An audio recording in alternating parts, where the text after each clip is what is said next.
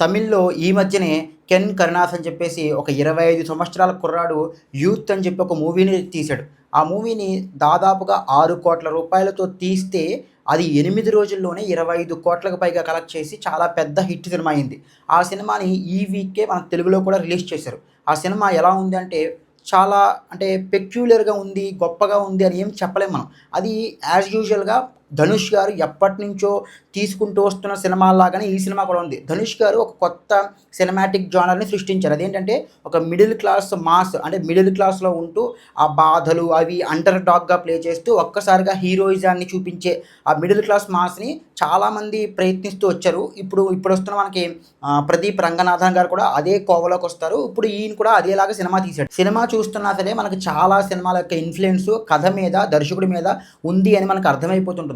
మనకి సినిమా చూస్తున్నప్పుడు 'రఘువరన్ బీటెక్' లాంటి సినిమాలు చాలా ఎక్కువగా ఇన్‌ఫ్లూయెన్స్ అయిపోయాడు డైరెక్టర్ అనిపిస్తుంది. ఈవెన్ 'లిటిల్ హార్ట్స్' లాంటి మూవీ కూడా చాలా ఎక్కువగా ఈ సినిమాలో వాటి యొక్క ఇన్‌ఫ్లూయెన్స్ మనకి బాగా ఎక్కువ కనిపిస్తుంది. ఇంకా సినిమా ఎలా ఉంది అంటే 2 గంటల 20 నిమిషాలు ఉన్న ఈ సినిమాలో last half an hour cinema చాలా ఎమోషనల్‌గా చాలా బాగుంది. బట్ మిగతా ముందున్న ఆ గంట 40 నిమిషాల దాకా ఉన్న సినిమా ఏదైతే ఉందో అదంతా కూడా ఫిల్లింగ్ సీన్స్‌తో ఎక్కువ నింపేసి అంటే సొల్లుగా ఎక్కువ అనిపించింది. కథ ఏమీ మూవ్ అవ్వదు. అండ్ దర్శకుడు ఫస్ట్ గంట 45 నిమిషాల పాటు ఏవేవో రాసుకున్నాడు. ముగ్గురు హీరోయిన్‌లు పెట్టి, వాళ్ళతో లవ్ ట్రాక్‌లు పెట్టి, కామెడీ పెట్టాడు. అది కూడా ఏమి వర్క్ అవ్వలేదు. ఆ కామెడీ కూడా ఎక్కడి నుంచో తీసుకొచ్చినటువంటిది. లిటరల్‌గా సినిమాలో ఫస్ట్ సాంగ్ 'లిటిల్ హార్ట్స్' నుంచి తీసుకున్నాడు. అలాగే సినిమాలో విపరీతంగా మనకి 'ఆర్‌పీ పట్నాయక్' గారివి 'నా ప్రాణమా' ఇలాంటి సాంగ్స్ చాలా వస్తూ ఉంటాయి. సౌండ్ మిక్సింగ్ కూడా బాలేదు. ఆ పాటలు వస్తున్నప్పుడు సౌండ్ బాగా రావట్లేదు. ఇలాగ చాలా చిరాకుగా రాస్తున్నాడు. అలాగే హీరోని అందులో కొంతమందొచ్చి ప్లే బాయ్ అంటూ ఉంటారు.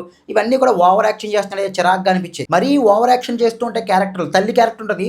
తల్లి క్యారెక్టర్ లిటరల్‌గా ఎళ్లి కాళ్ళు పట్టేసుకుంటూ ఉంటది. ఆ సీన్ మరీ ఓవర్ యాక్షన్‌గా అనిపించింది. ఎందుకు అవసరం లేదనిపించింది. అంటే తమిళ్ వాళ్ళకి, వాళ్ళ డైరెక్టర్లకి, వాళ్ళ ఆడియన్స్‌కి ఎమోషన్ పిండాలి. పిండి పిసికేస్తేనే గానీ వాళ్ళకి అది నచ్చదేమో. ఆల్రెడీ తమిళ్‌లో పెద్ద బ్లాక్ బస్టర్ అయిపోయిందని చెప్పేసి ఆ మైండ్ సెట్‌తో మన వాళ్ళు చూస్తే ఈ సినిమా ఇక్కడ ఏమైనా పెద్ద హిట్ అవ్వచ్చేమో తప్ప సినిమాలో అయితే అంత మ్యాటర్ ఏమీ లేదు. మీకు సినిమా చూస్తున్నా సరే ముద్ర కొట్టినట్టు ధనుష్ మనకి లిటరల్‌గా కనిపించేస్తాడు. ప్రదీప్ రంగనాథన్, ధనుష్ అలా కనిపించేస్తాడు. ప్రదీప్ రంగనాథనే ధనుష్‌ని కాపీ కొడతారు.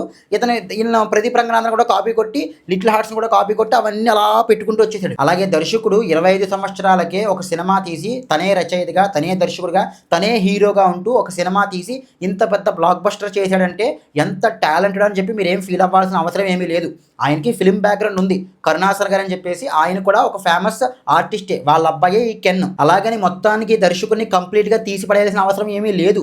ఎందుకంటే ఎంత నెపో కిడ్ అయినా సరే, ఎంత బ్యాక్‌గ్రౌండ్ ఉన్నా సరే అతను హీరోగా చేశాడంటే మనం అనుకోవచ్చు. కానీ తనే రచయితగా ఉండి, తనే దర్శకుడిగా ఒక సినిమా తీసి దట్టు క్లైమాక్స్ అంత బాగా తీయగలిగాడంటే అతను ఖచ్చితంగా దర్శకత్వంగా టాలెంట్ ఉంది. మేబీ ప్రదీప్ రంగనాథన్ లాగే కెన్ కూడా చాలా పెద్ద సినిమాలు చేస్తూ పెద్ద హీరోగా ఎదిగే అవకాశాలు చాలా ఉన్నాయి. కాకపోతే ఫిల్మ్ మేకింగ్‌లో ఉండే మ్యాజిక్ ఇలాంటి వాళ్ళ సినిమాల్లో మనకేమీ కనిపించదు. ఇంకా టెక్నికల్‌గా కూడా సినిమా అంత గొప్పగా ఏమీ లేదు. సినిమాటోగ్రఫీ చాలా రబ్బిష్‌గా ఉంది. మీకు వెనకాల షాడోస్ కూడా కనిపించేస్తున్నాయి. అంత చాలా బ్యాడ్‌గా ఉంది. ఇంకా మ్యూజిక్ వస్తే 'జీవి ప్రకాష్ కుమార్' గారు దాన్నే బాగా హైలైట్ చేశారు.